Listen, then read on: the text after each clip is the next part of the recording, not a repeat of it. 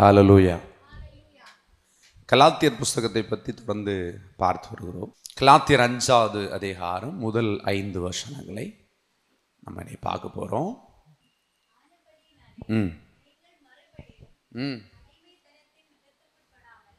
கிறிஸ்து நமக்கு உண்டாக்கின சுயாதீன நிலைமையிலே நிலை கொண்டிருங்கள்.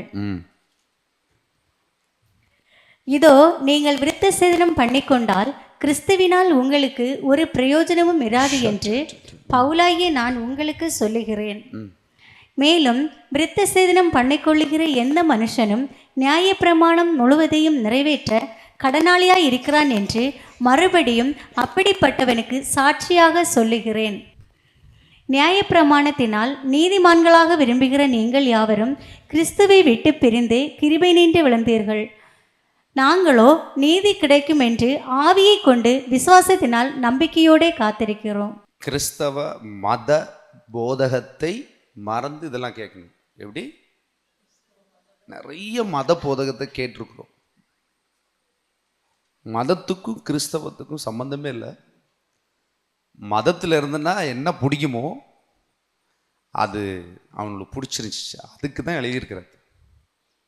ஹல்லேலூயா. நம்ம இது ஒவ்வொரு வசனத்தையும் அதுக்குள்ள உள்ள போய் அதை நான் உங்களுக்கு விளக்குறேன். முதல் வசனம் பாருங்க. ஆனபடியினாலே நீங்கள் மறுபடியும் அடிமைத்தனத்தின் நுகத்துக்குட்படாமல் கிறிஸ்து நமக்கு உண்டாக்கின சுயாதீன நிலைமையிலே நிலை கொண்டிருங்கள். எப்படி நிலை கொண்டிருக்கணுமா? கிறிஸ்து நமக்கு என்ன சுயாதீனத்தை கொடுத்தார், என்ன சுதந்திரத்தை கொடுத்தார்? புது சிருஷ்டி.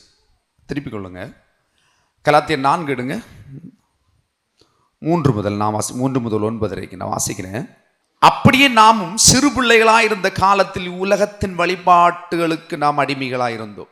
இது யாருக்கு எழுதுறாருன்னா முழுக்க முழுக்க அந்த யூத ஜனங்களுக்காக எழுதுகிறார். நான் இதை போன வாரம் உங்களுக்கு பிரசங்கிச்சேன்னு நினைக்கிறேன்.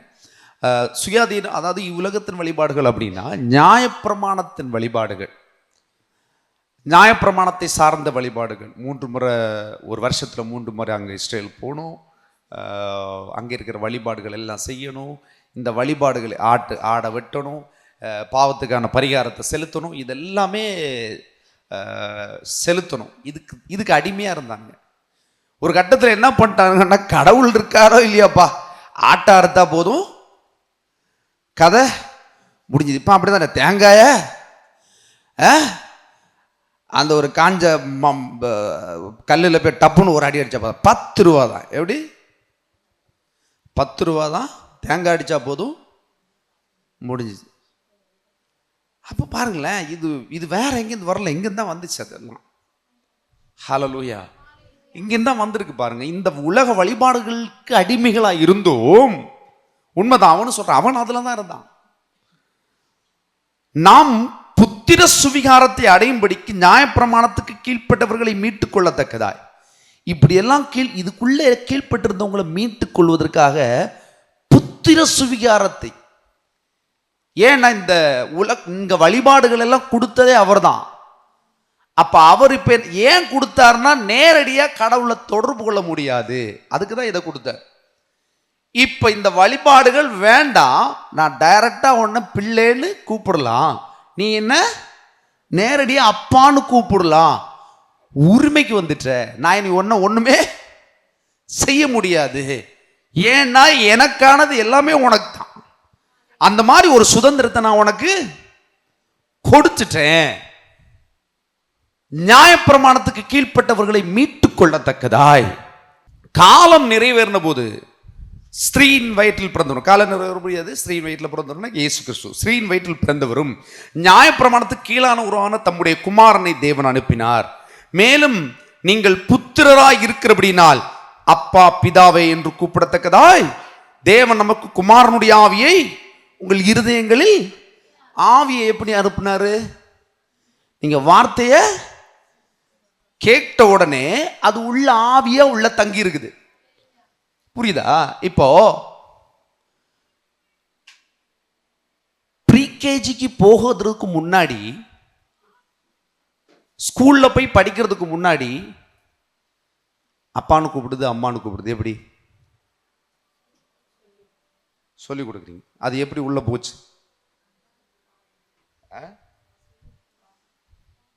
அது காங்கா சங்கா தெரியாதுங்க, அ ஆ இ ஈ தெரியாதுங்க. ஆனால் உள்ள எப்படி போச்சுது? ஆவியில். உங்களுக்கு தெரியும் கண்டென்ட். அப்பா, அப்பான அர்த்தம் என்ன? நீங்கள் அப்பான்னு சொல்லி கொடுத்துருப்பீங்க, அதுக்கு என்ன அர்த்தம்னே தெரியாது. அப்பான அர்த்தம் எப்போ தெரிஞ்சிருக்கும்னு நினைக்கிறீங்க? அப்பான்னா அது ஒரு பேருன்னு நினைச்சிருக்கும். அப்படி பேருன்னு நினைக்கிறதுக்கு தெரியாது. ஓஹோ, இந்த அதனால தான் சிலர் அது என்ன கூப்பிடும், யாரை பார்த்தாலும் அப்பான்னு கூப்பிடும், பார்த்துருக்கீங்களா? யாரை பார்த்தாலும் அம்மான்னு கூப்பிடும், பார்த்துருக்கீங்களா? தெரியாது, மீனிங் தெரியாது. ஆனால் என்ன செய்யும் அது? அப்போ அந்த இன்ஃபர்மேஷன் எப்படி போகுது அவங்களுக்கு? ஆவியில போய் ஆவியில தங்கி இருக்கு. பாருங்களேன், தேவன் மேலும் நீங்கள் புத்திரனா இருக்கிற அப்படின்னா, உண்மையிலே நீங்க நம்ம எல்லாரும் யாரு? தேவனுடைய புத்திரர்கள். புத்திரரா இருக்கிற அப்படின்னால் அப்பா பிதாவே என்று கூப்பிடத்தக்கதா தேவன் தமது குமாரனுடைய ஆவியை,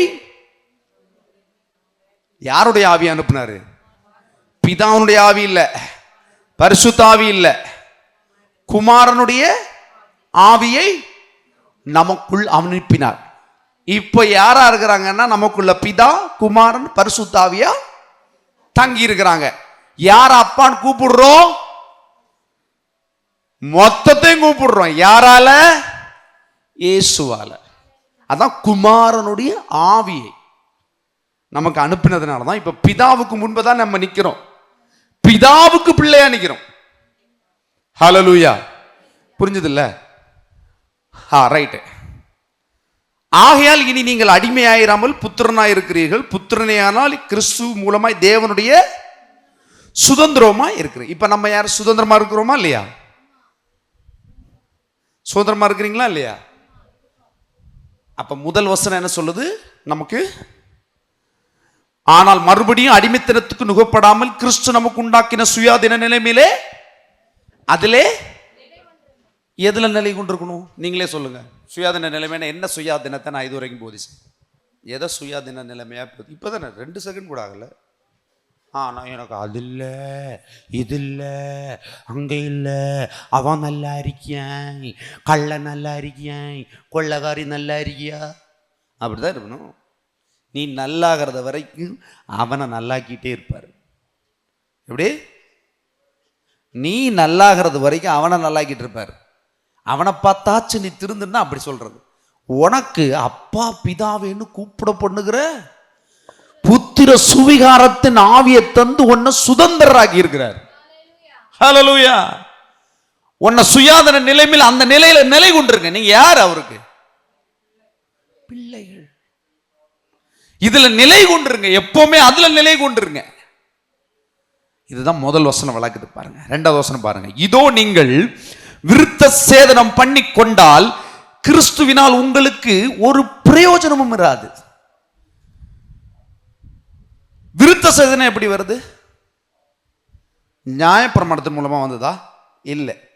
விருத்த சேதன முறைமை எங்கிருந்து வந்ததுன்னா ஆபிரகாம்ல இருந்து வந்துருச்சு இல்லையா?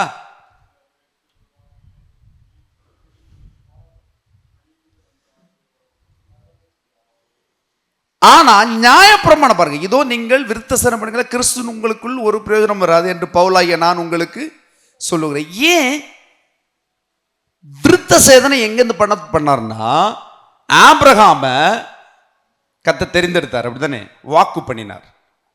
உங்களுக்கு புரியறதுக்காக மறுபடியும் சொல்றேன். ஆபிரகாம கர்த்தர் தெரிந்தெடுத்தாரு இந்த பூமியை ஆசீர்வதிக்க, தனக்கென்று ஒரு ஜனத்தை தெரிந்து கொள்ள. அது தனக்கென்று மாத்திரமல்ல, ஆபிரகாம நம்புகிற, ஆபிரகாமை ஏற்றுக்கொள்ளுகிற எல்லாரையுமே என்ன செஞ்சாரு? சுதந்திரராக்கிறதுக்கு தேவன் ஒரு பிளான் போட்டு ஆபிரகாம்ங்கிற ஒரு புறஜாதி மனுஷனை, எப்படியாவே புறஜாதின்னா யாருன்னா தேவனுக்கு சம்பந்தம் இல்லாத ஆளுன்னு அர்த்தம். நம்ம உடனே அந்த ஜாதியா இருக்குமோ, இந்த தேவனுக்கு சம்பந்தமே இல்லாத ஒருத்தன், அவனை தெரிந்தெடுத்து அவனை ஆசீர்வதிக்கிறார் கர்த்தர்.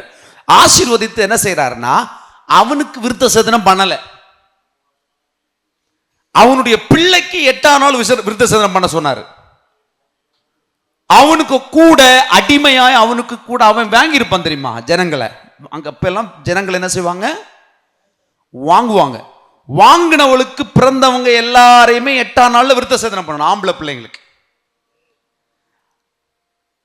அவனோடு இருக்கிறவர்கள் அவர்கள் சொந்தக்காரர்கள். ஆபிரகாமை ஏற்றுக்கொண்டு ஆபிரகாமோடு இருக்கிற அத்தனை பேருக்கு அதை பண்ண சொன்னார். அடுத்து ஆபிரகாமோடு சேர்ந்த எல்லாரையுமே அப்படி பண்ணார். அவர்கள் எல்லாம் யாரா கணக்கில் கொள்ளப்பட்டார்கள்? யூதர்களாய் கணக்கில் கொள்ளப்பட்டார்கள். ஆபிரகாமுக்கு மட்டும் பண்ணல. ஏன்? ஆபிரகாம் ஒரு கிறிஸ்துவுக்கு அடையாளம். வாக்குத்தத்தத்தை பெற்றவனுக்கு இல்லை. ஆனா அந்த வாக்குத்தத்தத்துக்கு அடையாளமாய் யாரை கொண்டு வந்தார்? ஆபிரகாம் சந்ததியை கொண்டு வந்தார். இதோ நீங்கள் விருத்த சேதனம் பண்ணிக்கொண்டால் கிறிஸ்துவினால் உங்களுக்கு. இப்ப நம்ம உண்மையிலே யூத ஜாதி கிடையாது. நம்ம எங்கோட இல்லாம வந்திருக்கிறோம்.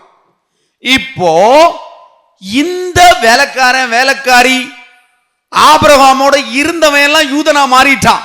விருத்த சேதன முறைமையின்படி வந்துட்டாங்க. ஆனா நம்ம எல்லாம் விருத்த சேதன முறைமையின்படியான ஆட்கள் கிடையாது, புறஜாதிகள். நம்மளை ஆசீர்வதிக்கும்படிதான் தேவன் கிறிஸ்துவை கொண்டு வந்தார். புரியுதா? இப்போ கிறிஸ்து உள்ள வந்ததுனால யூதர்களுக்கு என்ன முடிஞ்சுன்னா, யூதர்களுக்கு மீட்பு, நிரந்தர மீட்பு கிடைக்குது. அப்பான்னு கூப்பிடக்கூடிய அந்தஸ்து கிடைக்குது. நமக்கு மீட்பு இல்லை, அந்தஸ்து இல்லை, ஒன்றும் இல்லை. இப்போ ஆபிரகாமுக்கு சொன்ன எல்லா வாக்குத்தத்தமும் எனக்கு வருது.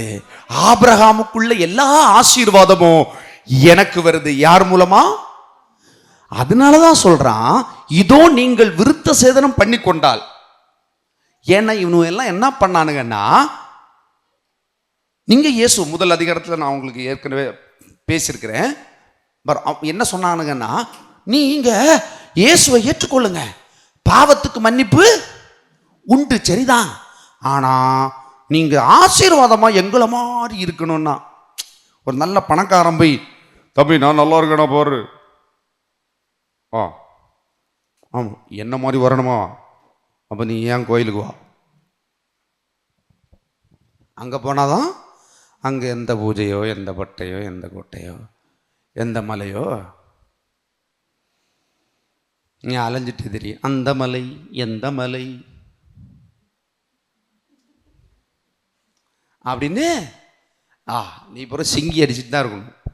படிச்சேன்னா தப்புவ, இல்லைன்னா சிக்குவ. படிச்சேன்னா சத்தியத்தை அறி, அதுதான் விடுதலையாக்கும். அந்த மலை இந்த மலை விடுதலையாக்காது. மலை ஒன்றை கிழிச்சு தான் விடும். அல்லேலூயா. பாருங்களேன், விருத்த சேதனம் பண்ணி கொண்டால் கிறிஸ்துவினால் உங்களுக்கு ஒரு பிரயோஜனமும் இராதுன்னு ஏன் பவுல் போதிச்சான்னா, இவனுள்ள எல்லாரையும் மறுபடியும் விருத்த சேதனம் பண்ண வச்சுட்டானுவன். ஏன்? ஆபிரகாமுடைய ஆசீர்வாதம் வேணும்னு. அதனாலதான் சொல்றான், விருத்த சேதனம் பண்ணி கொண்டால் கிறிஸ்துவினால் உங்களுக்கு பதில் என்ன? கிறிஸ்துவினால் ஒரு பிரயோஜனம் இருக்காது. நீ விருத்த சேதனம் பண்ணி கொண்டாலே பாவத்துக்கு மீட்பு போகாது, பாவத்தின் மீட்பு வராது. நீ எதை பண்ணணும்? நியாய பிரமாணத்தின்படி எல்லாம் செய்யணும். எப்பவுமே ஒண்ணு புரிஞ்சுக்கோங்க, கிருபைக்கும் மோசையின் பிரமாணத்துக்கு சம்பந்தமே கிடையாது. எப்படிங்க? இந்த வசனம் சொல்ற விளக்கம் என்னன்னா, கிருபைக்கும் நியாய பிரமாணத்துக்கும் சம்பந்தம் கிடையாதுங்க. கிருபை என்ன? நீ எந்த நிலையில் இருந்தாலும் உன் மேல ஆசீர்வாதத்தை கொண்டு நிரப்பிக்கொண்டே இருப்பார். அதுதான் கிருபை. தன் தகப்பன் தன் பிள்ளைக்கு கொடுக்கிற முழு நிவாரணம், அது முழு கடமை, அது செஞ்சுட்டே இருப்பார். ஹல்லேலூயா. அதை நீ அனுபவிக்கிறியோ அனுபவிக்கலையோ, தேவன் உனக்கு தீர்மானித்ததை நீ பெற்று கொள்ள கொள்ள கொடுத்து தான் இருப்பார். அதனாலதான் கெட்டவன் கூட நல்லா இருக்கான். ஹலோ, அவனுக்கு சத்தியம் தெரியாது, சத்தியம் தெரியாது, அப்ப யாருன்னு கூட தெரியாது. ஆனா பேங்க்ல பேலன்ஸ் இருக்குப்பா, எடுக்க எடுக்க வருது நினைச்சுக்கிறான். அவனுக்கு புரியல. அதான் கெட்டவனும் இந்த பூமியில நல்லா இருக்கிறான். சர்ச்சுக்கு வர பயிலுவ மட்டும் தான் நல்லா இல்லை. இவன் இங்க சாடணுமா? ஆனா சத்தியத்தை அறிஞ்சுன்னு வச்சுக்கோ, சத்தியத்தை அறிகிற சபை நல்லா இருக்கும். எந்த நிலையில நான் அடிச்சு சொல்றேன், சத்தியத்துக்கு கீழ்படுறியா, சம்பிரதாயத்துக்கு கீழ்படுறியா, சடங்காச்சாரத்துக்கு கீழ்படுற ஆளா? நீ சத்தியத்துக்கு கீழ்படுகிற ஆளுனா எந்த சடங்காச்சாரமும் சூழலும் பிரச்சனையும் போராட்டமும் ஒன்னை எதிர்த்து நிற்க முடியாது. ஹல்லேலூயா, ஹல்லேலூயா. பாருங்களேன், அப்போ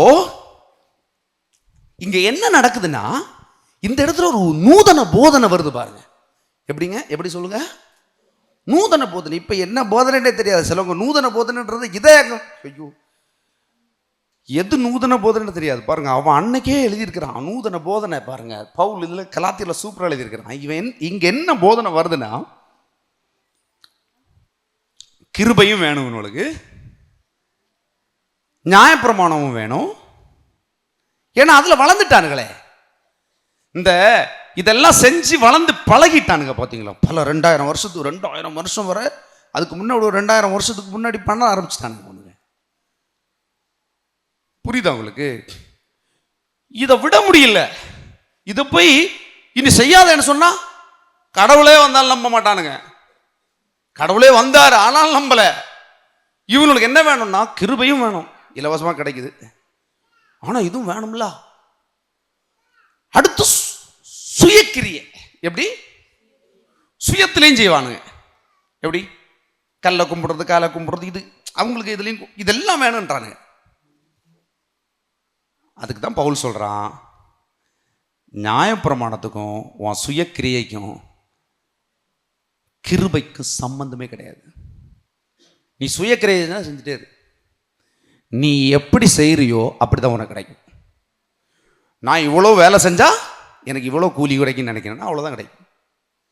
இவ்வளோ வேலை செஞ்சா இவ்வளோ கூலி கிடைக்கும் நினைக்கிற உனக்கு இவ்வளவுதான் உன் வாழ்க்கையில நல்லா இருக்க முடியும்ன்ற திட்டமும் உனக்கு அவ்வளோதான். அவ்வளோதான் அவ்வளோதான் உனக்கு அவ்வளோதான் புரியும்.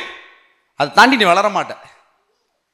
நான் 1000 ரூபாய்க்கு வேலை செஞ்சாலும் என் தகப்பன் மிகப்பெரிய பணக்காரர், எனக்காக வானத்தின் பலகணிகளை திறக்கிறவராக இருக்கிறார். நான் எந்த குலம், எந்த கோத்திரம், நான் யாரு, என்ன இதெல்லாம் பார்த்து என்ன தேவன் ஆசீர்வதிக்கிறது இல்லை.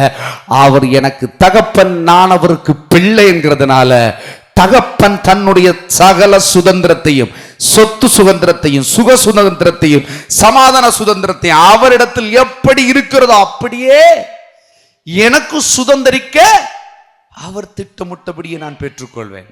ஆமென், ஹல்லேலூயா. இதை தாங்க இந்த வசனம் போதிக்குது. பாத்தீங்களா ஒரு வசனத்துக்குள்ள எப்படி இருக்குன்னு? ஹல்லேலூயா. எபேசியர் 2:8. விசுவாசத்தை கொண்டு ரட்சிக்கப்பட்டீர்கள், இது உங்களால் உண்டானது அல்ல, இது தேவனுடைய ஈவு. எப்படி ரட்சிக்கப்படுவீங்க? கிருபையை ஏற்றுக்கொண்டு விசுவாசித்து ரட்சிக்கப்பட்டா ரட்சிக்கப்படுவேன். அது உங்களால் உண்டானதல்ல.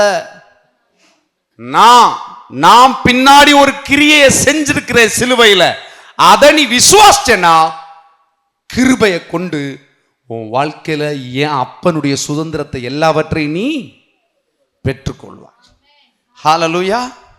பாருங்க, அப்ப ரட்சிப்பு எப்படி? இந்த இடத்துல கிரியைன்னு போட்டிருக்கலாமே இல்லையா? கிரியையினாலே, கிரியை வந்தாலே விசுவாசம் தேவையில்லையே. அதான் நம்ம ஆளுங்க 10 ரூபாய்க்கு தேங்காய் வாங்கி நல்ல வெடிச்சத்தம். இப்போ தேங்காய் 2000 வாங்கி அடிப்பினாங்க. அதான் அது வேற, அதெல்லாம் மேட்டர் இல்லை. கிரியை செய்யறதுக்கு நம்ம ஆள நம்பர் 1. தம்பி போகிற போக்கில் அந்த காணிக்கப்பட்டியில் ஒரு 1 லட்ச ரூபா போட்டுட்டு ஒரு வருஷம் உறங்கி காணிச்சேன்னா அப்படியா சொத்த வித்தங்களும் இணைஞ்சிடும். காணிக்கப்பட்டியில் 1 லட்ச ரூபா கொண்டு போட்டுட்டு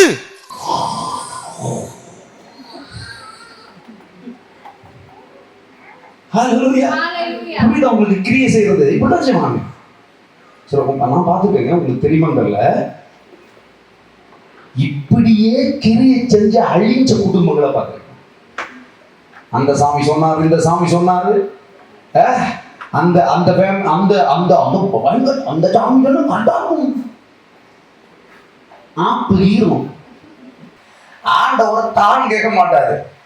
தரேன் வாங்கிக்கிறியா? தரண்டா வாங்கிக்க நீ. அதான் நம்ம ஆண்டவர், அவர் கொடுக்கிறவர். பாத்தீங்களா? அப்ப கிரியைக்கு கிருபைக்கு வித்தியாசம் இருக்குதா? கிருபைன்னு வந்தாலே உன் வேலை இல்லைன்னு அர்த்தம். எப்படி? கிருபைன்னு வந்தாலே உன் வேலை இல்ல, தேவனுடைய வேலை, அப்பாவோட வேலை. அப்ப அப்பாவோட வேலை வந்துச்சுன்னா அதை நீ விசுவாசி. இப்ப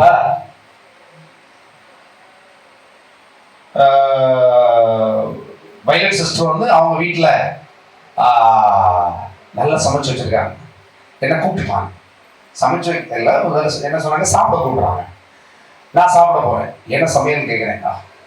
மட்டன் பிரியாணி. ஓ சூப்பர். எப்போ சிஸ்டர் வரணும்? கரெக்டாக 1 மணிக்கெல்லாம் வந்துருங்க. கரெக்டாக நான் என்ன செய்கிறேன், ஓகேன்னு சொல்லிட்டு குடும்பமா சரி மட்டன் பிரியாணி வாசகர்கள் 4 பேரை சேர்த்து யாராவது கூட்டிகிட்டு வரலாம், கூட்டிகிட்டு அவங்க எதிர வரணும். ஒரு 4-5 பேரா நான் போகிறேன்னு வைங்களேன். போகிற வழியில் சொல்கிறாங்க, பிரதர் நான் அங்கே இல்லை அப்படின்னு சொன்னால் என் மனசு எப்படி இருக்கும்? கஷ்டமாக இருக்காது. நான் அங்கே இல்லைன்னு சொன்னால் என்ன சொல்லுவாங்க? போகிற வழியில் அப்படி சொல்ல மாட்டாங்க இல்லையா? என்ன சொல்லுவாங்க? நான் இல்லை, நீங்கள் இங்கே போங்க, நான் இப்போ வருவேன். அப்போ ஏதோ ஒன்று சொல்லுவாங்க, அப்படிதானே? அப்போ ஏன் மனசு எப்படி இருக்கும்? நல்லா வச்சிருப்பாங்களோ, பாதியில கிண்டி வச்சுட்டு மூஞ்சியை கேட்டா அவன் ஓடுறாங்களோ அப்படியே நினைப்பேன். அப்படி நினைப்பேன், நினைக்க மாட்டேன். இல்லை, விசுவாசம் இருக்கும்ல. ஏன்? அவங்க சொல்லிட்டாங்க. ஆண்டவர் வாக்கு கொடுத்துட்டார். கிருபையினாலே உங்களுக்கு ரட்சிப்பினி. உங்க வாழ்க்கையில எல்லா பகுதிக்கும் கிருபையினாலே ரட்சிப்பு. நீங்க இனி ஒரு கிரியை செய்ய வேண்டாம். தேங்காய் உடைய வேண்டாம், மாங்காய் வாங்கி வைக்க வேண்டாம். புரியுதா? ஏன்னா இது ஈஸிங்க. தேங்காய் மாங்காய் வைக்கிறது, அடிக்கிறது ஈஸி. ஆனா அதுதான் சாபம். தேவன் ஒன்ன சொல்றான்னா கேட்கணும், சொல்லலைன்னா செய்யக்கூடாது. சத்தியம் என்ன சொல்லுதோ அதை தான் செய்யணும். ரைட்? பாருங்க, கலாத்தியர் 5:3 பாருங்க. விருத்த சேதனம் பண்ணி கொடுக்கிற எந்த மனுஷனும் நியாயப்பிரமாணம் முழுவதையும் நிறைவேற்ற கடனாளியா இருக்கிறார் என்று மறுபடியும் அப்படிப்பட்டவனுக்கு சாட்சியை சொல்கிறேன். விருத்த சேதனம் பண்ணி கொடுக்கிறான் அப்படின்னாலே அவன் அது என்னன்னா நியாயப்பிரமாணத்துக்கு உட்பட்டவன் அர்த்தம். நியாயப்பிரமாணம் எல்லாத்தையும் கை கொள்ளணும். அப்படின்னா ஆபிரகாம்ல இருந்து விருத்த சேதனம் வந்துருச்சு. அந்த சன்னதிக்குன்னு தான் ஆண்டவர் என்ன கொடுத்தாரு? நியாயப்பிரமாணத்தையும் கொடுத்தாரு. ஒரு வகையில் நியாயப்பிரமாணத்தை பெற்றுக்கொண்ட யூதர்களுக்கு அது இன்னும் மேலும் கௌரவமாக இருந்தது. ஆரம்பத்தில் அது கௌரவமாக நினச்சானுங்க. ஆனால் பிறகு தான் தெரியும் அதை செய்ய முடியல. பார்த்தீங்களா? செய்ய முடியாத உடனே அது உங்களுக்கு வேதனை கொடுக்க ஆரம்பிச்சிருச்சு. வேதனை கொடுத்தாலும் மற்ற ஜாதிகள்லாம் அது கொடுக்கலையே அப்படிங்கிற ஒரு இதில் அந்த கர்வத்தில் இருந்தானுங்க பாருங்க. அதனால தான் இந்த நியாயப்பிரமாணம் செய்கிறான்னா விருத்த சேதனம் பள்ளிக்கூட எந்த மனுஷனும் நியாயப்பிரமாணத்தை நிறைவேற்றி ஆகணும். மாற்றமே கிடையாது. நியாயப்பிரமாணத்தை நிறைவேற்றலைன்னா அது என்ன செய்யுது?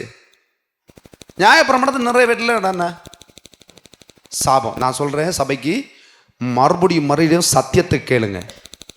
சத்தியம் புரியலைன்னா உங்க வாழ்க்கை புரியாது.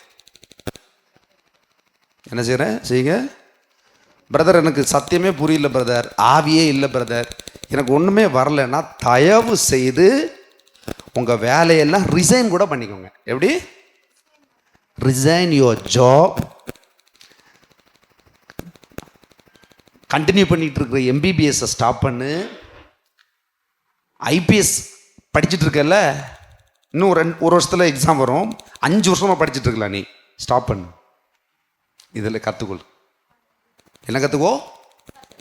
நான் அவ்வளோ சீரியஸாக சொல்கிறேன். It is not joke. ஏன்னா இங்கேருந்து தான் ஜீவன் வரும் உனக்கு. கலாத்தியர் 3 எடுங்க, 10 முதல் 12 நான் வாசிக்கிறேன். கலாத்தியர் 3. நியாயப்பிரமாணத்தின் கிரியைக்காரர்கள் யாவரும் சாபத்துக்கு உட்பட்டிருக்கிறார்கள். நியாயப்பிரமாணத்தை செஞ்சா அது செய்யலைன்னு வச்சுக்கோ, அதை ஃபாலோ பண்ற நியாயப்பிரமாணத்தை நீங்க விசுவாசிச்சு நியாயப்பிரமாணத்தை ஃபாலோ பண்றீங்கன்னு வைங்களேன், அது செய்யலைன்னா அதுல ஒண்ணு மிஸ் ஆனாலும் சாபம் தான். ஒட்டு மொத்தமா சாபம் தான், வர வழியே கிடையாது. அப்போ நியாயப்பிரமாண புஸ்தகத்தில் எழுதப்பட்டவைகள் எல்லாம் செய்யத்தக்கதாய் அவைகளில் நிலைத்திராதவன் எவனோ அவன் சபிக்கப்பட்டவன் என்று எழுதியிருக்கிறது. நியாயப்பிரமாணத்தை செஞ்சு அது செய்யலன்னா சபிக்கப்பட்டவன் அவன். பாருங்க, நியாயப்பிரமாணத்தினாலே ஒருவனும் தேவனிடத்தில், நியாயப்பிரமாணத்தினால ஒருவனும் தேவனிடத்தில். இப்ப நீங்களும் நானும் யாரு? ஏன் கிறிஸ்துவுக்குள் பிள்ளைகளா இருக்கிறோம், கிறிஸ்துவுக்கு பிள்ளையா இருக்கிறாங்க, அவர் நமக்கு அப்பா.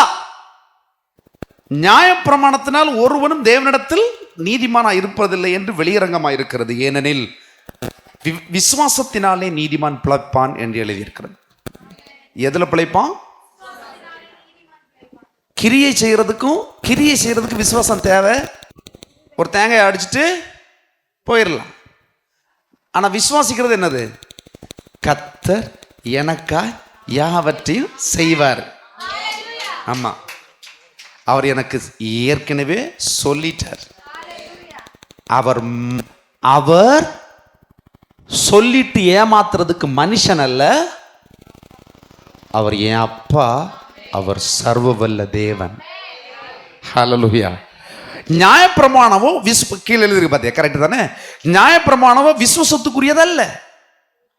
அவைகளை செய்கிற மனுஷன் அவைகளாலே பிழைப்பான். நீங்க என்ன செய்றீங்களோ அதனாலதான் உங்களுக்கு பிழைப்பு வரும். நீங்க என்ன செய்யறீங்க அதான் லாபம், செய்யலன்னா லாபம் இல்லை.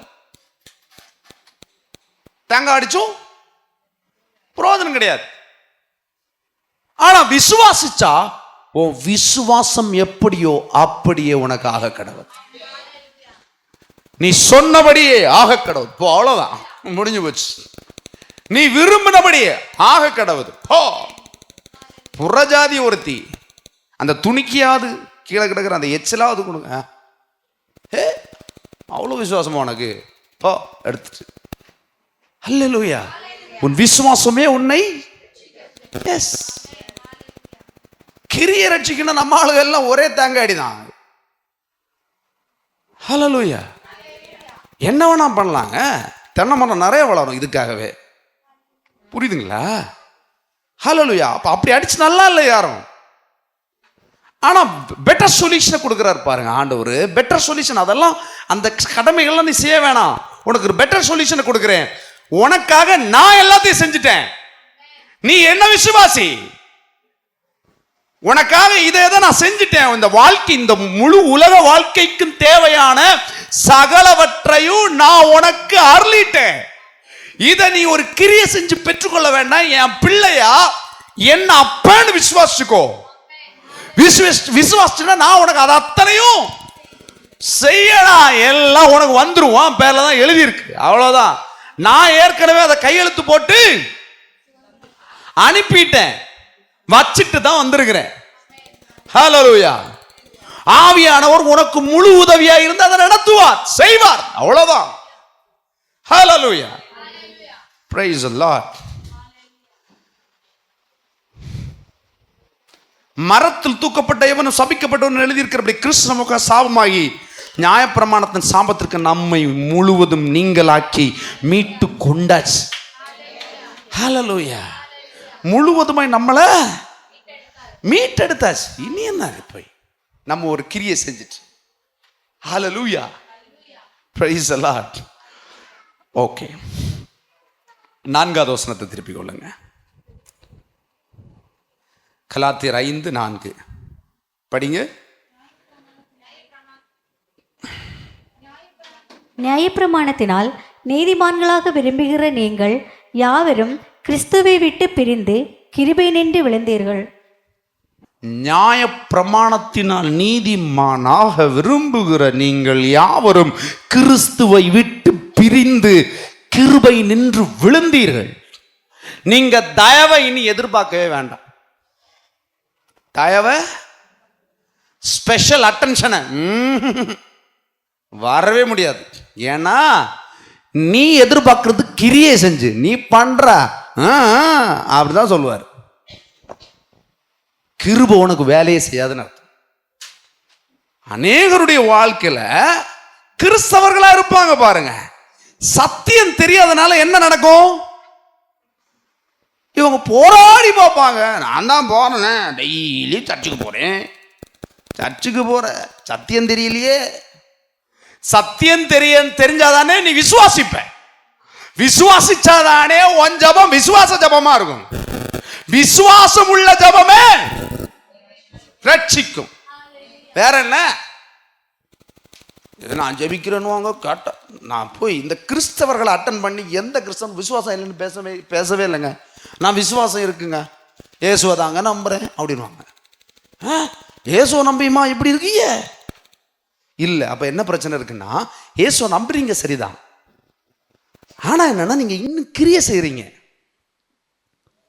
நான் சொல்லட்டுமா, உங்களுக்கு சத்தியம் சரியா தெரியலனாலே உங்க ஜபம் கூட ஒரு கிரியவா இருக்கும். விளக்குச்சா? உங்க ஜபம் கூட எப்படி தெரியுமா, ஒரு கிரியை செய்வீங்க ஜபத்தில் கூட. அப்ப நன்மையைத்தான் செய்வாரு. துன்மார்க்கன் ஆசீர்வதிக்கிறது ஒன்னு ஆசீர்வதிக்க மாட்டாரா? அந்த கோயிலுக்கு போன, இந்த கோயிலுக்கு போன, அற்புதம் நடந்தது, செய்வாரா? அது பிசாசு பேர் எழுதி வாச்சுக்கிறான். ஒன்ன ஆண்டவர் ஒன்ன அவருக்கு, அவர் தகப்பனா உன்னை காப்பாத்தினாரு. அவர் தகப்பனா உன்னை காப்பாத்தினாரு. நீ அவரை வேண்டிக் கொள்ளாது இருந்தோம். ஏன் நீங்க பண்ண மாட்டீங்களா? உங்களை அவமதிச்சு உன் பிள்ளை எவனு கூட சுத்திட்டு இருந்தா அவனுக்கு ஒரு நன்மை செய்யறதில்ல. அதை விட கேவலமான ஒரு அப்பரு, உன்னை விட என்ன விட பொல்லாங்கான நீங்களே உங்கள் பிள்ளைகளுக்கு நல்ல ஈவை தர இருக்கும் பொழுது நான் பரம தகப்பனன் கொடுக்காமல் இருப்பேனோ? Are you in the right place? நீ சரியான இடத்துல நிக்கிறியா? அதை மட்டும் கரெக்டா தேர்வு பண்ணு. சத்தியத்தை கேட்கறியா? சரியான சத்தியத்தை கேட்கறியா? அதுல மட்டும் இரு. Don't convert. கான்சென்ட்ரேஷனை மாத்தாத, சீரழிஞ்சிருவான். ரொம்ப ஜாக்கிரதையா இருக்கும். ஹல்லேலூயா. எவ்வளவு முக்கியம் பாருங்க சத்தியம். சின்ன ஒரு டைவர்ட் பிடிச்சா கொண்டு போயிடுவான். ஹல்லேலூயா. அம்மா பாருங்க, எனக்கு வெளியூர்ல இருந்து நேற்றுக்கு ஒரு அம்மா கேட்குறாங்க, பாஸ்டர் செவ்வாய்க்கிழமை மெசேஜ் போடலையா? எங்கேருந்து? நம்ம ஊர்லங்கள, அங்கே சென்னை சார்ந்த ஒரு, சென்னைக்கு பக்கத்தில் ஒரு டிஸ்ட்ரிக்டில் எனக்கு ஒரு வாய்ஸ் மெசேஜ் போட்டிருக்காங்க. எனக்கு என் மெசேஜை என் சபையில் உள்ள ஆளுங்க வச்சிருக்கிறாங்களோ இல்லையாங்க, அந்த அம்மா வச்சு ரொம்ப குக்குறாமோ, அது எனக்கு ஆஃபரிங் போட்டிருக்குங்க. பார்த்தீங்களா? ஹல்லேலூயா. நான் சொல்கிறேன், இன்னைக்கு எனக்கு சாட்சி வருதோ இல்லையா, உங்களுக்கு சாட்சி வரும், நீங்கள் இந்த சபைக்கா போறீங்கன்னு. ஹல்லேலூயா. எஸ். வார்த்தைக்கு தாகப்பட்டு, வார்த்தை நல்ல வார்த்தை கிடைக்காதுங்க, கஷ்டம். அதை கொண்டு வந்து சேர்க்கறதுக்குள்ள ஊழியக்காரர்கள் படுகிற பாடு இருக்கே, அது கொஞ்சம் நஞ்சமே இல்லை. சாதாரணமாக நினைக்கிறாதீங்க. ஊழியக்காரர்கள் மேலே ஒரு விமர்சனம் வந்துச்சுன்னு வைங்களேன், போட்டு தின்றுவாங்க. அறியாமல் தான் அதுவும், ஆனால் அது ஊழியக்காரர்கள் தெரியும். ரொம்ப கவனமாக ஜாக்கிரதையாக இருக்கணும். பிசாசு எங்கே போய் நோண்டி எதை செய்யலான்னு பார்ப்பான். வஞ்சிக்கிற ஆவி உள்ளவன். ஹல்லேலூயா. ஜாக்கிரதையாக இருக்கணும். ஹல்லேலூயா. ஹல்லேலூயா. நான் சொல்கிறேன், இந்த பிரசன்ஸில் இருக்கிற நீங்களே விடுதலை. எப்பொழுது சத்தியத்தை கேட்டீர்களோ அப்பொழுதே விடுதலை ஆனீர்கள். வார்த்தை சொல்லுதா இல்லையா? எப்போ சத்தியத்தை கேட்டீங்களோ கேட்ட மாத்திரத்தில் விடுதலை ஆகிட்டீங்க. உள்ள இறங்கிச்சா விடுதலை. ஹல்லேலூயா. கலாத்தியர் 2 எடுங்க. நான் தேவனுடைய கிருபையை விரிதா வாக்குகிறதில்லை, நீதியானது நியாய பிரமாணத்தினாலே வருமானால் கிறிஸ்து மரித்தது வீணாய் இருக்குமே. ஆமாங்க, பாருங்களேன், இவங்க எல்லாம் சொல்ற போல ஒருவேளை கிரியை செய்யறதுனால தான் இப்பொழுது நம்ம சில டினாமினேஷன், சில சபைகள், சர்ச்சில் எல்லாம் பார்த்தீங்கன்னா சில கிரியைகள் இன்னும் செய்கிறாங்க நியாயப்பிரமாணத்தின்படி, இல்லையா? பழைய உடன்படிக்கையின் சபையின்படி சில கிரியைகள், அந்த கிரியைகள் முறைப்படி செய்கிறாங்க. நீதியானது சரி, ரைட், நீதியானது நியாயப்பிரமாணத்தினால் வரும்னா, நியாயப்பிரமாணம் என்ன? சட்டதிட்டங்களின்படி வரும்னா கிறிஸ்து என்னது வரணும் இந்த பூமிக்கு? அவர் வர வேண்டிய தேவையே இல்லை. அவர் மரிச்சு போனது வீணா இருக்குமே, வீணா போயிருக்குமே, அப்படிதானே? அப்ப நீங்க கிரியை செய்றீங்கன்னா இயேசுவுக்கு சம்பந்தம் இல்லாதவர்கள் அர்த்தம். இப்போ கிறிஸ்து வந்ததுனால தான் கிருபை வந்தது. மோசையின் மூலமா என்ன வந்தது? இயேசுனால என்ன வந்தது? கிருபையும் சத்தியம் வந்தது. கிருபைய சத்தியத்தை கொண்டுதான் அறிய முடியும். அந்த சத்தியம் ஒன்று விடுதலை ஆக்குது இல்ல, அந்த என்ன விடுதலையை கொண்டுறதுன்னா கிருபை. அல்லேலூயா. புரியுதா உங்களுக்கு? ஓகேவா? கிருபைக்குள்ளதான் தேவன் தன் பிள்ளைக்கு நினைத்திருக்கிற சகல ஸ்லாக்கியங்களும், பெருக்கம், ஆசீர்வாதம், எல்லா பாதுகாப்பு, சோகம் அத்தனை அந்த கிருபைக்குள்ளதான் இருக்கு. அந்த கிருபையை நம்புறேன்னு வச்சுக்கோ, கிருபையின் சுவிசேஷத்தை நம்புறேன்னு வச்சுக்கோ, வெற்றி தனியே எழுதப்பட்டு தேவன் அங்கதான் மகிமைப்படுவார். ஹல்லேலூயா. பாருங்களேன், பவுல் எழுதி இருக்கிறான், உங்களை கிறிஸ்துவின் கிருபையினாலே அழைத்தவர். இயேசு எப்படி, பிதா எப்படி அழைச்சாரோ நம்மள, அவருடைய பிள்ளைகளை எப்படி அழைக்கணும்னு விரும்பினாரு? கிருபையினாலே, கிறிஸ்துவை கொண்டு. புரியுதா உங்களுக்கு? கிறிஸ்துவை கிருபையினாலே அழைத்தவரை நீங்கள் இவ்வளவு சீக்கிரமா விட்டு வேறொரு சுவிசேஷத்துக்கு, நூதன உபதேசம், கொஞ்சம் நியாயப்பிரமாணம் இருக்கும், கொஞ்சம் கிருபை இருக்கும். அங்க போன குத்துவாரு, சோதனம் சோதனம் ஆசீர்வதிப்பாரு. இப்படா தித்திப்பும் கசப்பும் ஒரே வாயிலிருந்து வருது உனக்கு? சுவிசேஷத்தை இப்படி பிரசங்கிக்க கூடாதுன்னு ஆண்டவர் சொல்லியிருக்கிறார் தெரியுமோ? அவரு சில கடுமையான விசுவாசிகள் அவரு பயங்கரமா பேசினார். ஏன் அவர் பயங்கரமா பேசல? அவர் உன்னை சபிச்சுட்டு போயிருக்காரு. அவர் உன்னை சபிச்சுட்டு போயிருக்கிறார்ப்பா. உன்னை கொல்லுவார், குத்துவார் கண்ணை, இப்படிதான் சொல்லிட்டு போயிருக்கிறாரு. சமாதானத்தை கூறி சுவிசேஷத்தை பிரசங்கமாய் பாதங்கள் எவ்வளவு அழகா இருக்கிறது. வீட்டுக்கு சமாதானம், எந்த வீட்டுக்கு போனாலும் அங்க சமாதானம் உண்டாக்கணும்னு சொல்லணுமா? நீ அங்க போய் இப்படியே போன சத்து போவ, இப்படியே, அது உலகத்துல ரத்தங்க கிச்சாவேன்னு சொல்றதுக்கு நிறைய பேர் இருக்காங்கப்பா.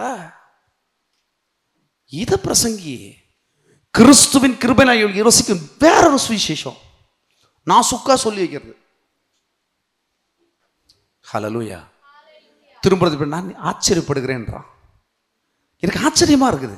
நான் இவ்வளவு சுவிசேஷத்தை சிம்பிளா, ஆசீர்வாதத்தை உன் வாழ்க்கைக்கு எதிர்காலத்தாக்கு சிம்பிளா இயேசு உனக்கு வழியை செஞ்சிருக்கிறாரு. அதை சொல்லிட்டு உனக்கு வர்றதுக்கு முன்னாடி இன்னொரு சத்தியம் சத்தியத்துக்கு வேலையை செய்யும்.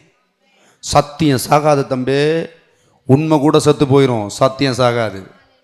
உனக்கு இருக்கிற வியாதி உண்மையா இருக்கலாம், பிரச்சனை உண்மையா இருக்கலாம், போராட்டம் உண்மையா இருக்கலாம், ஆனா அது சத்தியம் கிடையாது. ஆனா சத்தியம் அதுக்குள்ள இறங்குச்சுன்னு வச்சுக்கோ, ஓடிரும். உண்மை கூட பொய்யாயிரும். சத்தியம் ஒருபோதும் சாகாது. அதனாலதான் வேதம் சொல்லுது, சத்தியத்தை அறிவீர்கள், சத்தியம் உங்களை விடுதலை ஆக்கும். ஹல்லேலூயா, ஹல்லேலூயா.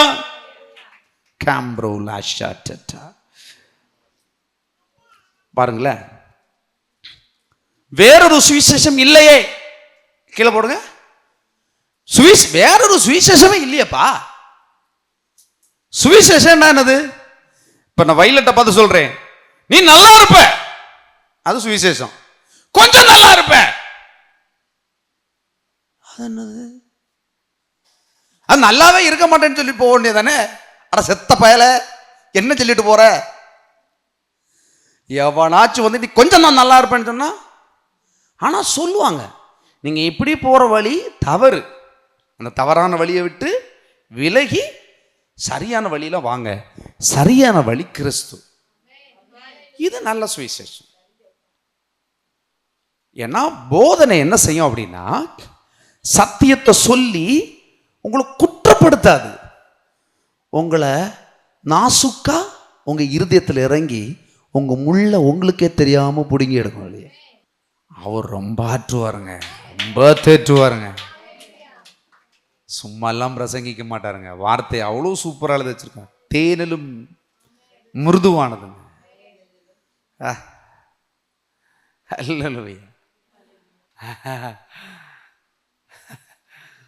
பாருங்க, வேறொரு சுவிசேஷமே கிடையாதுப்பா.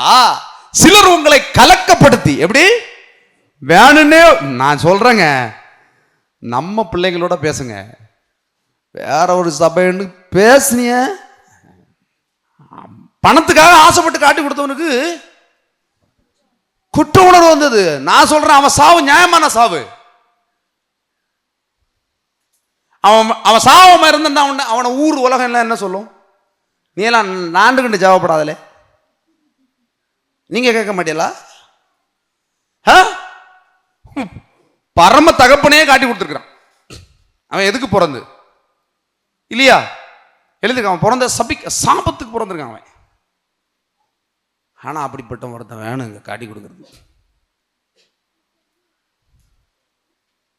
நம்மளும் சில இடத்துல ஜாக்கிரதையா இருக்கணும். கரெக்டா போயிட்டு இருப்போம், திடீர்னு நம்ம யாரை காட்டி கொடுப்போம் தெரியுமா? அவரே காட்டி கொடுத்துருவோம்.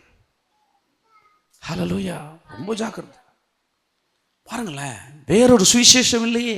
சிலர் உங்களை கலக்கப்படுத்தி கிறிஸ்துவனுடைய சுவிசேஷத்தை புரட்ட, எப்படி கிறிஸ்துவின் சுவிசேஷம், கிருபையின் சுவிசேஷத்தை உங்களை விட்டு புரட்டுறாங்கன்னு வைங்களேன், நீங்க ஈஸியா நம்பிடுவீங்க. நான் சொல்லட்டுமா, நம்ம எப்படி வளர்ந்துருக்கோம் தெரியுமா? இந்த சட்டத்திட்டத்துக்குள்ளேயே வளர்ந்துருக்கோங்க. இரு, இருக்காத, நில்லு, நிக்காத, அவருக்கு முன் கால் எடுத்து போடாதே, இப்படி இரு. இப்போ உள்ள கலாச்சாரத்தில் இதெல்லாம் கொஞ்சம் இல்லை தெரியுமா? ஏன் அப்படிதானே? நான் சொல்றேன், நீ கால் எடுத்து போடு போடாத, உள்ளத்திலிருந்து ஒரு மனுஷனுக்கு மரியாதை வராத வரைக்கும் நீயா கட்டாயப்படுத்தி காலை போடு காலை போடாத இரு இருக்காதுன்னா வராது தம்பி. பிரமாணத்தை உள்ள கொண்டாதீங்க. லவ் கொண்டு வந்தார் கர்த்தர். குமாரன் அன்பு, என்ன நேசிக்கிற மாதிரி பிறரை நேசி. நீ உன்னை நேசிக்கிற மாதிரி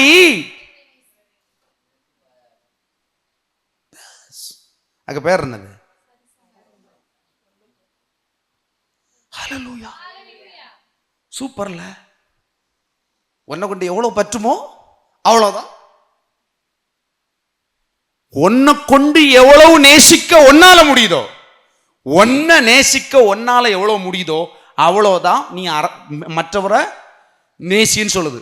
சரி, அதுவே கஷ்டம். உன்னை நேசிக்கிற மற்றவர் நேசிக்க கஷ்டம். ஆனா இதை ஈக்குவல் பண்ண ஒரே வாய்ப்பு தான் இருக்குது. நீ தேவன் உன்னை எவ்வளவாய் நேசிக்கிறார் என்பதை கற்றுக்கொள்ளும் பொழுது அந்த அன்பு உன்னை நிரப்பி நிரப்பி நிரப்பி வழியும் பாரு. வழிய வழிய வழிய அந்த அன்பு மற்றவர்களை நேசிக்கும். அப்படி போயிடும். அல்லாம நீ நான் எவ்வளோ செய்வேன் தெரியுமா? அவளுக்கு வருஷத்துக்கு 2 ஜோடி ட்ரெஸ் எடுத்து கொடுப்பேன். கிழிஞ்சிருக்குமே, அதனால மறுபடியும் எடுத்து கொடுத்துருப்பேன். கிழிஞ்சிருக்கும். தம்பி இதெல்லாம் கிளியும். நீ காசு கொடுத்தலாம் அதை என்ன செய்யும்? ஹல்லேலூயா. நீ கொடுத்துருப்ப 50,000 கொடுத்துருப்ப. 50,000 ஏதோ ஒரு சாக்கடையில் வந்து போயிருக்கும். அவனுக்கு பிரயோஜனப்பட்டிருக்காது. ஏன்னா நீ கொடுக்கும்போது உன் தரப்பிரமையில் கொடுத்துருப்ப. நான் கொடுக்கிறேன், அதாங்க போச்சு. அவன் நினைச்சிட்டு போ, உன்ட்ட சொல்ல முடியாதுல்ல, அக்கா நீ தந்த 50,000 ரூபா தொலைஞ்சு போச்சுன்னு சொல்ல முடியாதுல்ல. அவன் நினைப்பா, இனி எனக்கு இவ தரவே கூடாது, இவ தாரதெல்லாம் சாபமா இருக்குது நினைக்கலாம்ல. நான் சொல்றேங்க, கடன் வாங்கினவங்களுக்கு கொடுத்தாலும், ஒரு ஆள்டன் வாங்கினாலும், ஒரு ஆள்டன் வாங்கும்போது ஆசீர்வாதத்தை வாங்கிடுவோம், கொடுக்கும்போது யூ மஸ்ட் பிளஸ்ட். ஏன்னா வாங்கையிலேருந்து போகுது. அது தேவன் உனக்கு தந்த ஆசீர்வாதத்தின் மூலமாய் அவர்கள் ஆசீர்வதிக்க போறார்கள். வழிந்து போனோம். நீ என்ன பிசினஸ் பண்றியோ, என்ன இது பண்றியோ, நீ பண்ற வியாபாரம் கர்த்தரால் ஆசீர்வதிக்கப்பட்டிருக்கிறது. அதன் மூலமாய் பெற்றுக்கொள்கிற ஆசீர்வதிக்கப்படும். நினைச்சு பாரு, உன் கடையில தான் கூட்டம் கூட்டமா வரும், மாற்றமே கிடையாது. இதுதான் வியாபாரம், இதுதான் ஆசீர்வாதம். ஆசீர்வாதம் இங்க தான் வரும். ஆசீர்வாதம் நீ நல்ல பேனர் வச்சோன்னு வந்துடாது, பெரிய அட்வர்டைஸ்மெண்ட் வச்சிருந்தா வராது. நீ அவர்கிட்ட வாங்கணும் வியாபாரத்தை. கர்த்தருடைய ஆசீர்வாதம் ஐஸ்வர்யத்தை கொண்டு வரும். நான் செய்வதெல்லாம் வாய்க்கும், என் கையின் பிரயாசம் மிகுதியாய் பெருக பண்ணும் அப்படின்னு நினைக்கிறேன். நான் செய்வதெல்லாம் வாய்க்கும். அப்பம் இல்லை, அவருடைய ஆவி என்னோடு இருக்கிறது. ஹல்லேலூயா. செய்வதெல்லாம் வாய்க்கும்பா. ஹல்லேலூயா. வடை சுட்டாலும் ஆசீர்வதிக்கப்படும். நீதான் கோடீஸ்வரன். அடுத்த எவனை மேன்மைப்படுத்தவும் எவனை பாருங்க. ஒரு சாதா ஒரு KFC சிக்கன், அதை தொடங்கி அவர் ஒரு 14 வருஷம் தான் உயிரோடு இருந்திருக்கிறார். பாரு, அத்தனை வருஷம் நானே வெயிட் பண்ணியிருக்கேன். நம்ம மார்த்தாடத்துக்கு லாஸ்ட் மந்த் தான் வந்திருக்கு. அவர் இறந்து 50 வருஷம் மேல ஆயிடுச்சு. பாத்தீங்களா? இதான் ஆசீர்வாதம். ரட்சிக்கப்பட்ட ஒரு மனுஷனுடைய ஐஸ்வர்யம் இவ்வளவு மிகுதியாய் பெருகும். பூமியின் கடையாந்திர வரைக்கும் உன்னை நான் ஆசீர்வதிப்பேன், உன்னை கீர்த்தியும் புகழ்ச்சியுமாய் வைப்பேன். This is what God says. Promise says. Hallelujah. அவருடைய வார்த்தை பேசுது, அவருடைய ப்ராமிஸ் சொல்லுது, அவருடைய வாக்குத்தத்தம் பேசுது. Hallelujah. அப்ப வேறொரு சுவிசேஷம், இதை தாண்டி ஒரு சுவிசேஷமே கொண்டக மண்டகன்னு ஓடன. நாங்கள் உங்களுக்கு பிரசங்கித்த சுவிசேஷத்தை அல்லாமல் நாங்களாவது, பாருங்க எவ்வளவு கான்பிடென்ஷியலா பேசியிருக்காங்க. அவனை கூட நம்பிக்கை எல்லாம் பேசியிருக்கிறான். ஒருவேளை நான் கூட வந்து பேசினா என்ன நம்பாதீங்கன்றான். நாங்கள் உங்களுக்கு பிரசங்கித்த சுவிசேஷத்தை அல்லாமல் நாங்களாவது வானத்திலிருந்து வருகிற ஒரு வானத்தில் வருகிற தூதன் அப்படி நிற்கும். அப்படித்தானே? உன்கிட்ட என்ன நிரம்பி இருக்கிறோ அதுதான் உன் கனவுல வரும். உன் தொல்லையின் திரட்சியினால் சொப்பனம் பிறக்கும்னு இருக்குது. ஹல்லேலூயா. நீ எதை நிரம்பி வச்சிருக்கிற? கர்த்தருடைய வார்த்தை உனக்குள்ள நிரம்பி இருக்குதா? சொப்பனமா வரும். அது எனக்கு தெரியும். நிறைய பேர் என்கிட்ட சொப்பனம் எல்லாம் சொல்லணும். நான் சொப்பனத்துக்கு என்ன செய்வேன்? மேக்சிமம் பாசிட்டிவா சொல்லி கொடுப்பேன். என்ன சொல்லேக்கு முன்ன தெரியுதுதான். ஹல்லேலூயா. ஆனா நீ சொப்பனத்தை எப்படி காணணும்னா, வாக்குத்தத்தம் கூட, தீர்க்க தரிசனம் கூட எதை முன்னிட்டு நம்பணுமா? வார்த்தை எல்லாம் போனா நம்ப கூடாது. இல்லைன்னா ஏற்கனவே ஒரு வாட்டி 2 வாட்டி உன்ட்ட சொல்லியிருப்பார், அச்சொட்டா பேசியிருப்பார் தேவ மனுஷர்கள் மூலமாய். அப்படின்னா இட் இஸ் கமிங். அது உன்னை தொடர்ந்து வந்துட்டு இருக்கு. அது கன்ஃபார்ம் பண்ணி ரிலீஸ் ஆயிடுச்சுன்னு அர்த்தம். ஹல்லேலூயா. ஹல்லேலூயா. அப்ப வேறொரு வானத்தின் வருகிற ஒரு தூதனாவது வேறொரு சுவிசேஷத்தை உங்களுக்கு பிரசங்கித்தால் அவன் சபிக்கப்பட்டவன். எப்படி பண்றான் பாருங்க. ஹல்லேலூயா. ஹல்லேலூயா. முன் சொன்னது போல மறுபடியும் சொல்லுகிறேன், நீங்கள் ஏற்றுக்கொண்ட சுவிசேஷத்தை அல்லாமல் வேறொரு சுவிசேஷத்தை ஒருவன் உங்களுக்கு பிரசங்கித்தால் அவன் சபிக்கப்பட்டவனாயிருப்பான். கீழே எழுதியிருக்காங்க, இப்பொழுது நான் மனுஷரையா தேவனையா யாரை நாடி போதிக்கிறேன்? மனுஷரையா பிரியப்படுத்துகிறேன்? நான் என் மனுஷரை பிரியப்படுத்துகிறவனாக இருந்தால் நான் கிறிஸ்துவின் ஊழியக்காரனே அல்ல. கலாத்தியர் 5 படிங்க. 5:5. நாங்களோ நீதி கிடைக்கும் என்று ஆவியை கொண்டு விசுவாசத்தினால் நம்பிக்கையோடு காத்திருக்கிறோம். எப்படி இருக்கிறாங்களா? நாங்களோ நீதி கிடைக்கும்னு ஆவியை கொண்டு. எந்த ஆவியை கொண்டு? பரிசுத்த ஆவியை கொண்டு விசுவாசத்தினாலே நம்பிக்கையோட காத்திருக்கிறோம். ஹல்லேலூயா. அப்போ அவன் சாட்சி எப்படி இடுறான் பாருங்களேன். இங்கே சாட்சி பரிசுத்த ஆவியானவர் தான். ரைட்டா? இனி திருப்புங்க கலாத்தியர் 2:16. நியாயப்பிரமாணத்தின் கிரியைகளினாலே எந்த மனுஷனும் நீதிமானாக்கப்படுவதில்லையே. ரைட். இப்போ எப்படி பாருங்க, நியாயப்பிரமாணத்தின் கிரியையினாலே எந்த மனுஷனும், நீ பூஜை போடுறதுனாலயோ குந்திரிக்க சாம்பிராணி போட்டு மணப்பிக்கிறதுனாலயோ இல்ல ஒரு மெழுகுதிரியை கொளுத்தி வைக்கிறதுனாலயோ, நீ அந்த அப்பத்தை வச்சிருக்கிறதுனாலயோ இல்ல நீ அந்த உடன்படிக்கைப்பட்டி வச்சிருக்கிறதுனாலயோ இல்ல கல்ல செதுக்கி வச்சிருக்கிறதுனாலயோ இல்ல நீ புகைய விடுறதுனாலயோ நீ நீதிமான் ஆக முடியாது. நீதிமான் ஆகணும்னா ஒரே ஒரு தகுதி, இயேசு கிறிஸ்துவுக்கு பிள்ளையா இருக்கணும். அவர் உனக்கு அப்பனா இருக்கணும். அப்படின்னா ஒரு நீதி உண்டாகும். அந்த அப்பனுக்குள்ள சகல சொத்தும் உனக்கு நேரடியா வந்து சேரும். நீ அதுக்கு பின்னால ஓடண்டா, அது உனக்கு பின்னால ஓடன்னு சொல்லுது. இன்னும் வேற சொல்லுது, பண்ணி வந்து நிக்காது. You never go back. அது ஒன்ன forward ஆகி வரும். Hallelujah. This is what God promise.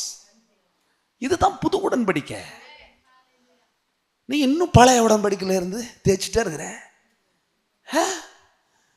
பழைய பானையை வச்சு ஒரே உரசு, அது கறி போறது மாதிரியும் இல்லை, புதுசானது மாதிரியும் இல்லை.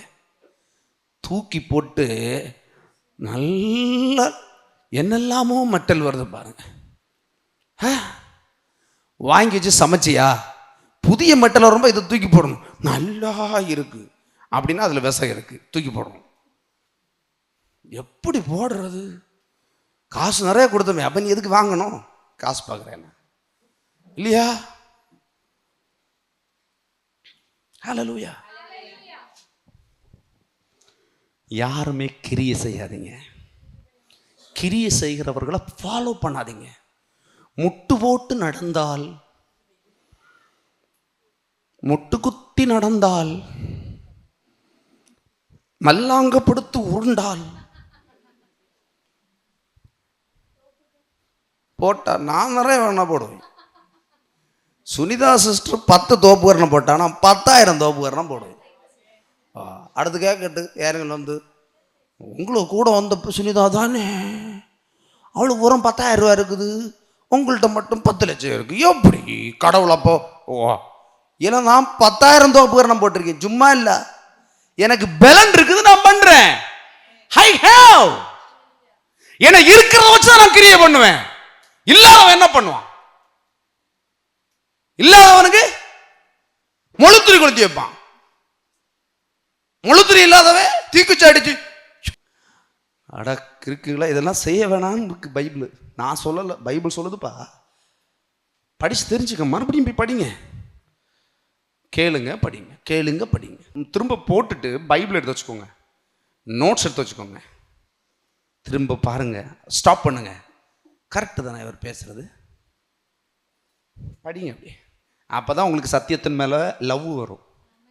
லவ் வந்துச்சு, உங்க ஆசீர்வாதத்தை எந்த பயலும் தடை பண்ண முடியாது, எந்த பயலும் தடை பண்ண முடியாது. ஏன்னா உங்களை மாதிரி தைரியசாலி எவனும் இருக்க முடியாது. எந்த பள்ளத்தில் விழுந்தவன சொர்னு தூக்கி மேலே வந்துடுவீங்க. ஹல்லேலூயா, ஹல்லேலூயா.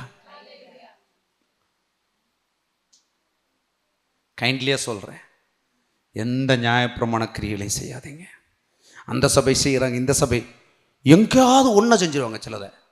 அந்த பாஸ்டர் நல்லா பிடிச்ச, அவரு பாஸ்டர் முகத்தை பார்த்தியலா, காருண்யமாக இருக்காரு. அவருக்கு மூஞ்சியில் இருந்து, மூஞ்சி மட்டும் இல்லை, அவருக்கு பேச்சை பார்த்து ஆன்னு இருக்குது. தம்பி தங்கச்சி பஞ்சிக்கப்பட்டுருவ. ஹல்லேலூயா. பொட்டன்ஷியல் சும்மா வராது. இதை பெற்றுக்கொள்ள நான் சொல்றேன், சபையே இந்த சத்தியத்தை பெற்றுக்கொள்றது நீ கொடுத்து வச்சுக்கணும். கொஞ்சம் கிரியை இருந்தா போதும், அந்த இடத்துல நீ ட்ராப் ஆயிடுவ. ஏதாவது ஒண்ணுல கொஞ்சம் கிரியை நீ சேர்த்து பாரு, ஏதாவது ஒரு ஃபார்மாலிட்டிஸை சேர்த்து பாரு, அங்க ஒன்ன பிசாசு வஞ்சிப்பான். கடைசியில் என்ன செய்வ தெரியுமா? மெழுகுதிரி வாங்க கூட காசு இல்லாத காரணத்தினால் என் ஆசீர்வாதம் போச்சு.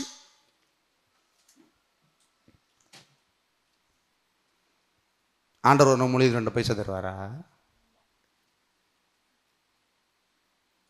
அவர் தான் உனக்கு இதை செய்யாதேன்னு சொல்லியிருக்காருல்ல, உனக்கு ஒண்ணுமே கிடைக்காது. ஆனா துன்மார்க்கன் வாரி கட்டின்னு வந்து என்ன செய்வான்? அவன் எல்லாத்தையும் வச்சு கொளுத்தி தள்ளுவான். அடுத்து உனக்கு ஆசை எப்படி போகும் தெரியுமா? இங்கோட்டும் போகாது, துன்மார்க்கன் வெளியில போவாய். போக்கு தொடங்க வெடிச்சங்க போ.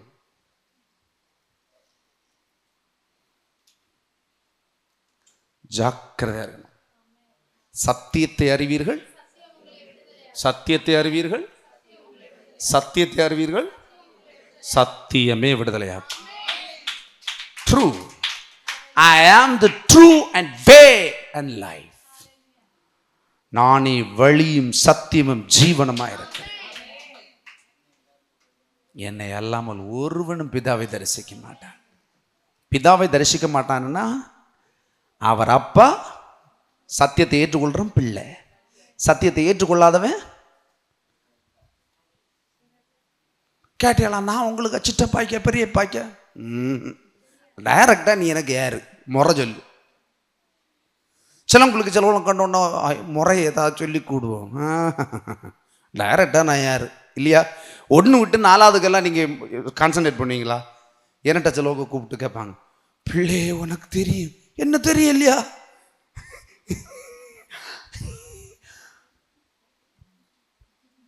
தெரியலையா பிள்ளை? அந்த கல்யாணத்துக்கு நானே கல்யாணத்துக்கு போறது பெரிய கஷ்டம்.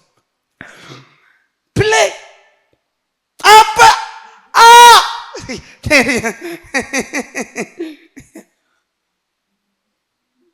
எதுக்கு? அல்லேலூயா.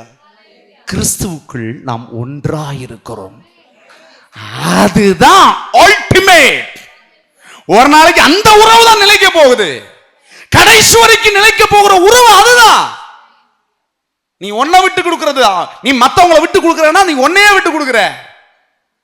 ஒன்னைய விட்டு கொடுக்கறனா அப்பனே விட்டு கொடுக்கிற. அப்பனை விட்டு பிரிஞ்சிட்ட. ஹல்லேலூயா, ஹல்லேலூயா. கிருபையின் உபதேசத்தில் நிலைத்திருங்கள், கிரியையினால் அல்ல. கிரியையின் உபதேசம் பழைய உடன்படிக்கை. கிருபையின் உபதேசம் தான் கிறிஸ்துவின் உபதேசம். ஆவியின் உடன்படிக்கை புதிய பிரமாணம். ஹல்லேலூயா. கர்த்தருடைய வார்த்தையின்படி ஆசீர்வதிப்பாராக.